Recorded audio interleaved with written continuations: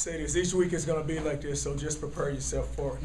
It's going to be tight, and it's going to be a finisher at the end. But I look at this football team and think I can say when you talk about tenacity, you talk about finish, you talk about resiliency, and that's what you look at with this football team.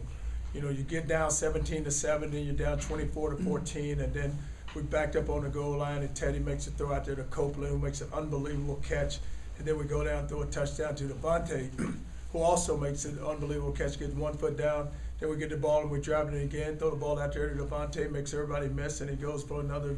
That was a big time play right there. But then defensively, you like for seeing us, you know, this ball, 157 to go in the game, and then they take the ball and there's 2 timeouts left, hoping that we can get a stop, and then we can get the stop, then make them use their timeouts.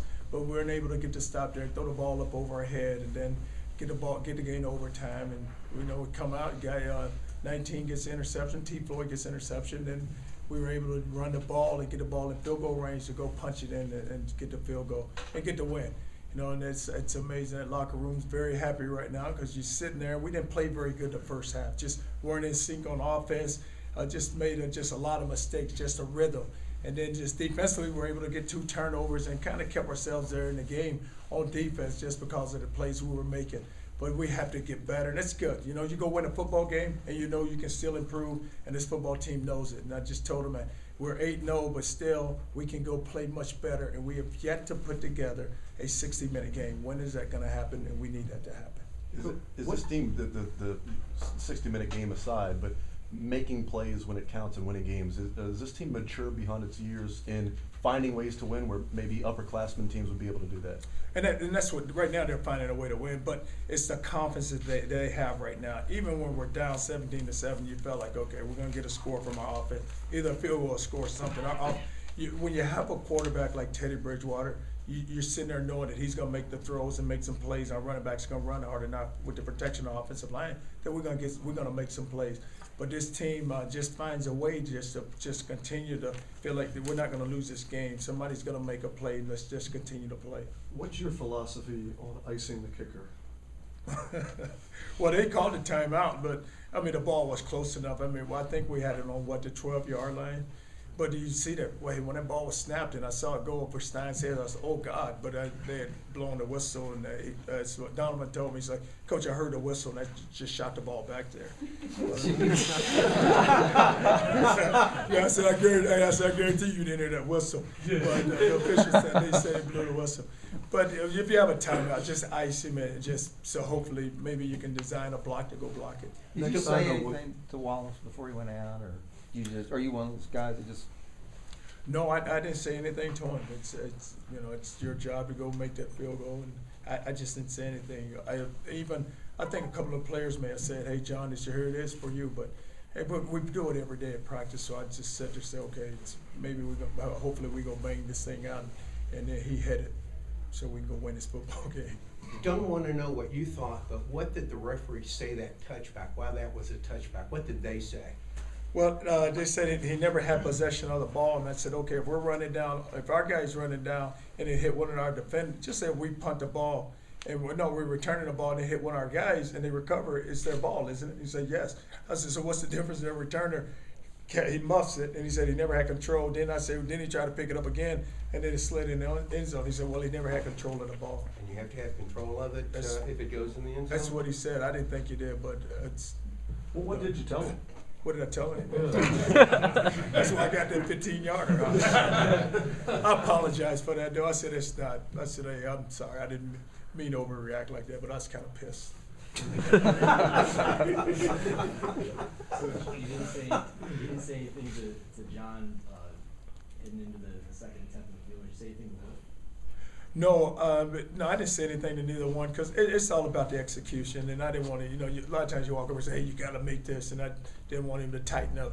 We're just go in and just kick the ball like you always kick it, and if you hit it, then the game's over. And if you don't hit it, then we're going back to the other end and go play defense. And we were going to get the ball first, and then we were going to go in the crunch zone the second because I told him when we wanted to toss, I said we want to play defense first. Devontae made the touchdown catch, but talk about Copeland, another big catch there on that long one. Well, if you watch that play, Teddy kind of felt pressure, and then Cope, he runs and it kind of slows down, and then Teddy lets it go, and he just takes off and makes it under. And we were backed up, and we needed a play because we were down 7 at the time, and just trying to just get some energy. Because if you remember right before that, I think it was when we punted the ball and we dropped the ball, and we were able to recover it there on the 7-yard line.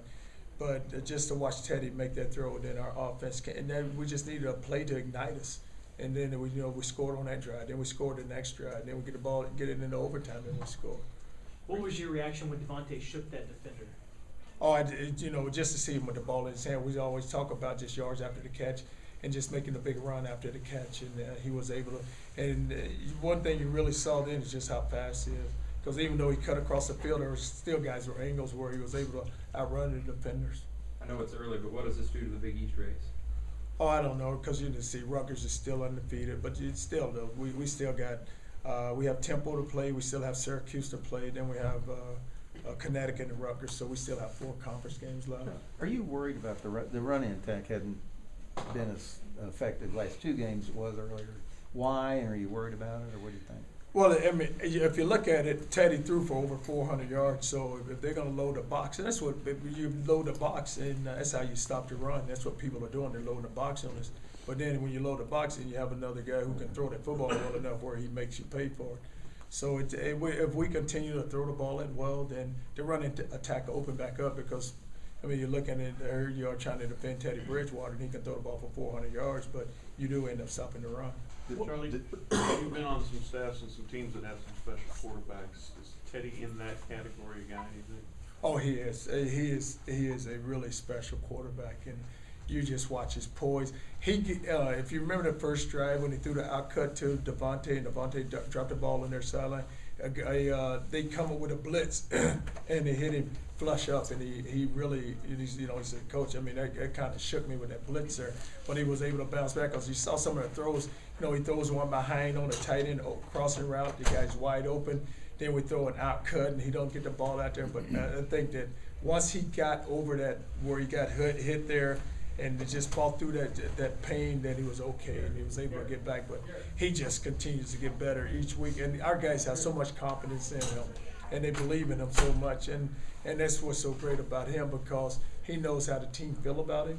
And he's such a special player because it doesn't go to his head, because we're still a team. We're all in this together. So even though I can make plays, we still got to go make plays on defense. Did you hear the crowd screaming his name? No, someone was told me that. I was just so pissed off. I probably didn't hear much of that time. I was just trying to find a way to motivate our team to get them to go play harder. Did Munchie's comments about Teddy Bridgewater, you talk about how the whole team likes him, did that motivate the defense to go out and play a little better against Cincinnati? Well, I said to the defense, it's not so much you make that comment about Teddy. He's making that comment about the defense. Because, number one, he's not playing against Teddy. He's playing against the defense. So if he come in there and have a good game, then it's on the defense. And it isn't on Teddy Bridgewater. How stressful are these games that you're winning in the fourth quarter? I've gotten used to it now, because if you go back to we was at FIU, we had to come back. No, in North Carolina, we had to go out and make a stop there. Then FIU, Southern Miss. I mean, it's like week by week. You just know, South Florida, it's all happening to you. But that's what you want to do. You send a fourth quarter. We have to go win the game, and now let's go find a play. Let's go make a play and go win this football game. So the stress isn't that bad for me. I kind of have gotten used to it. Have you ever been involved in this many close games in one season? Probably not. No, I haven't been involved in this many, because we haven't had a blowout game yet, but they've all been very close. Do you have an update on Malden? What do you think it might be? Or I really don't know it for sure yet. The doctors looked at it. It was his knee. I think someone came in and hit him from the side, but we'll be able to evaluate it more on tomorrow. You guys use a different rotation cornerback-wise in terms of, it seemed like at one point you were almost going 2 for 2 on different series with Shell and Robinson and then Floyd. And can you just talk about the strategy with that? Well, we're just trying to find put the guys out there and just let them play, and just making sure that the right guys are playing, and then we are able to evaluate their play.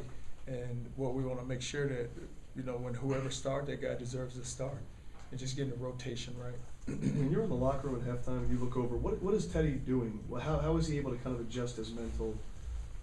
Well, what happens is they're all sitting there, so the coaches come in, they talk about just the strategy of what we're gonna do in the second half, and then I talk, then we're back out, so it's everybody sitting there together, like, cause the quarterbacks, the running backs, offensive line, they're all sitting in different sections, different groups, but they're all, the chairs are lined up just like this, so it's kind of bubbled up. So no one's off to themselves, like he's sitting there listening, cause Watt comes in and he make adjustment, boards make adjustment in the running game. And then as soon as they finish, I talk, and then it's time to go. So you said before that blitz, it kind of shook him up a little bit. Could you see a different quarterback out there in the second half? Oh, well, you could see it right at the end of the first half, cause he come back and he says, Coach, I mean, he said, that guy, like he hit him good. Now he went right down, and if you watch it, and Teddy said he's like, for a while I just felt kind of numb, but I didn't want to say nothing. So well, you have to let somebody know. Did Cincinnati just make plays on that final drive in the fourth quarter, or were there any major mistakes that you guys made defensively that led them to down to? The touchdown, we should have been there, but I think that what happened was the guy was running a vertical route, and the corner slowed down, and then he let the ball go. But even before that, I'm trying to say the one throw they made in there, we just got to get in our coverages and get in the right drops. Are you okay if your defense is good enough to win? Well, you always want to play better, and that's what it is on defense. And at the right time we make plays, but we need to play a lot better than what we're playing. All right. Okay.